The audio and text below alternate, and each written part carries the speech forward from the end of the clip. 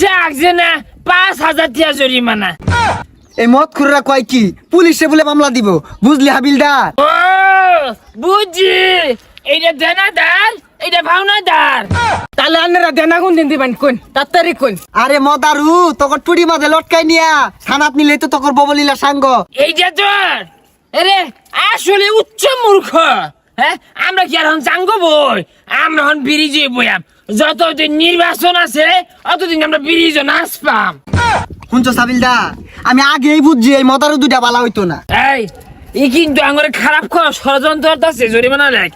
ই গন্ধের উপরে ব্রিজ উঠতে পড়ছে, 10,000 টাকা জরিমানা। তাহলে তো এই 10,000 লাগলো হইতো না, জরিমানা আড্ডা আছে, এর আঙ্গুরে জেরা সারা অনুমতি অর্থ আছে। চাইলে জরিমানা 15,000।